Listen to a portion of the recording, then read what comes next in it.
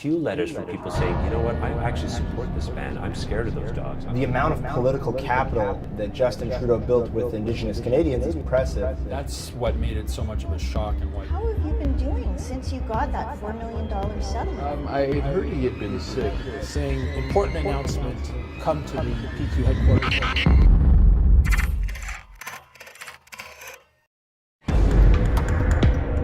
I've thought about right-wing groups in Quebec for a long time. We tend to cover a lot of stories about Islamist radicals, and yet we hear over and over again from the police, like the Sûreté du Québec and other people, that in fact a bigger threat are right-wing groups, but that they tend to be sort of splintered and not very well organized, so really we don't pay much attention to them. Sort of looked at two things that don't exactly go together, but yet there is a correlation. So looking at hate crimes, on the one hand we looked at this study that was done of right-wing groups, and on the other hand we looked at the incidence of hate crimes.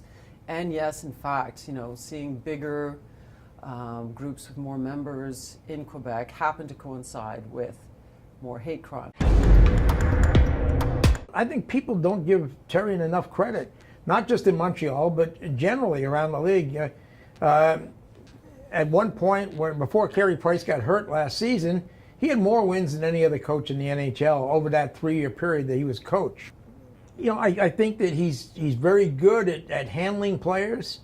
There was a lot of talk about whether he was a good communicator or not. There were problems. He had a couple of unfortunate incidents that became public were spats with PK Subban.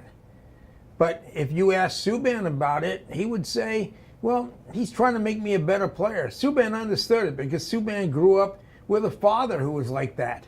Demanding, gave praise when it was due and gave criticism when it was due. I think they'll definitely open the ball for Price. Now the problem is, here's the big question is will Price want to stay here?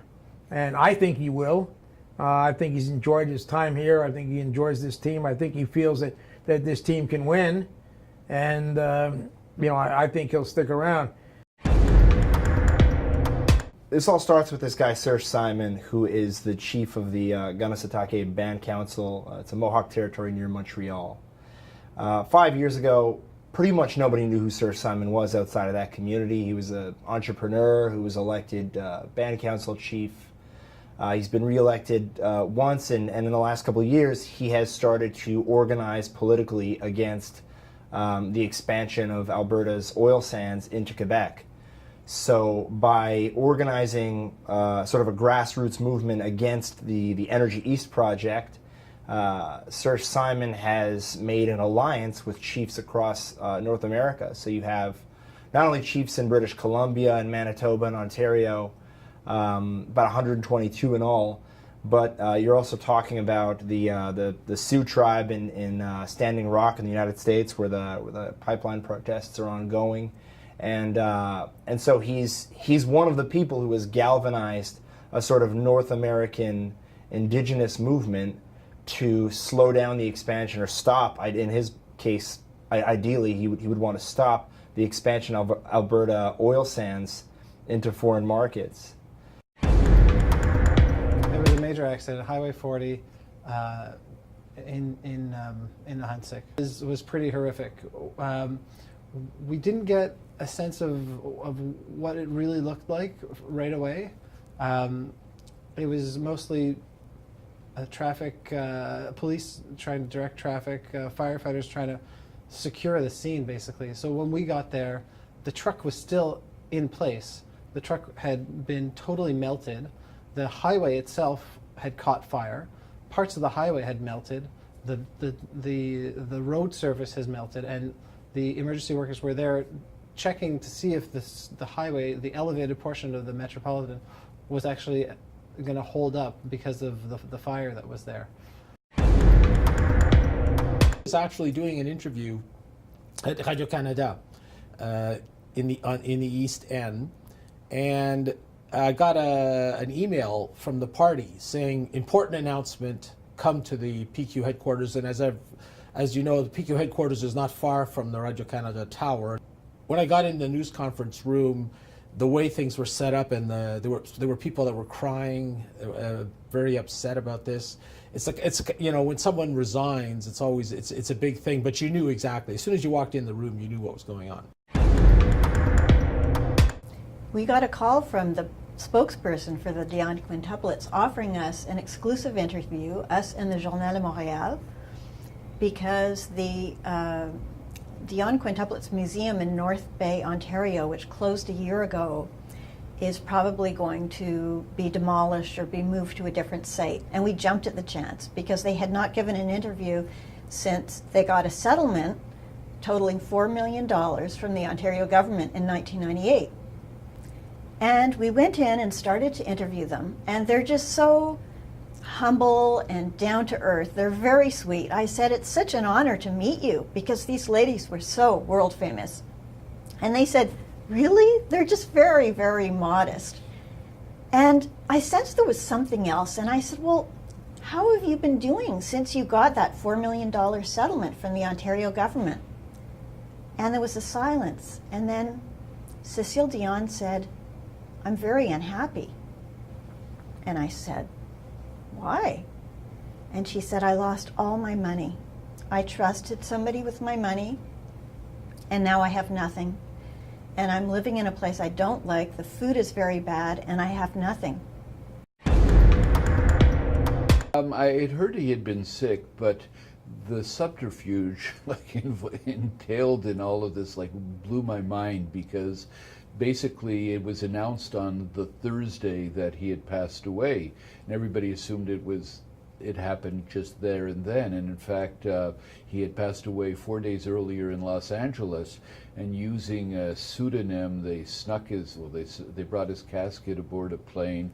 Not only that, they held a funeral at Synagogue Cemetery, and did all this, and not a word was leaked. Well, I mean, I had seen him around for years, but he was the type of person whose space you just never wanted to invade. He always looked like he had something on his mind, but not like in an arrogant kind of fashion. He was smiling and happy and all the rest of it, and you just didn't want to destroy the mood by going up into his face. And a gentle figure. I mean, I've heard great stories of, friends of mine or people who would run into him on the street, and he just, he saw some homeless guy and he'd give him his jacket, or he'd go somewhere else. I mean, just the simple acts of kindness and all the rest. And he wasn't unapproachable, but he was the type of person whose peace you didn't want to shatter. I mean, I've seen him around for years and years and years. There was rumors that PK might be traded, but GM Marc Bergevin did his best to shoot them down, even at the NHL draft, when he said, I'm not shopping PK Subban around, I'm not looking to trade him. And I think that's what made it so much of a shock, and why people were angry and upset when it first happened. Shea Weber's older. Shea Weber's 31. PK's 27. Shea Weber, there's a reason why Nashville traded him, right? I mean, they obviously figured he was starting to go on the downslide of his career. PK was coming up. The NHL is becoming a much more wide open, fast game. PK brings that ability with his skating ability, his vision, his offensive output is higher than what Shea Weber's will be. It's a case where I think PK is going to keep getting better, whereas Shea Weber is going to, I won't say worse, but his play will decline as he gets older. He'll get slower. He plays a lot of minutes. So that's why, if the Canadiens, I think when Marc Bergevin made this trade, he made a very short window for winning the Stanley Cup. He's got Carey Price, whose contract is up, they renegotiate a new contract with him. Max Pacioretty's got a couple of years in his contract. So I think this is the window. I think Marc Bergevin said, we're going to go for it. We're going to go for it now.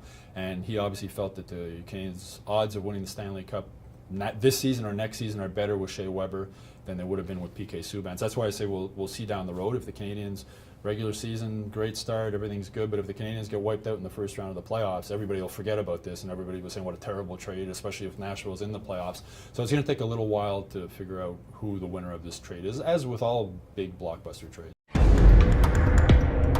What happened was in early June of this year, there was a horrific attack on a 55-year-old woman, Christiane Vadnais, who was just walked into her own backyard, and unfortunately the neighbor's dog had escaped from his backyard and came in and attacked and killed Madame Vadnais.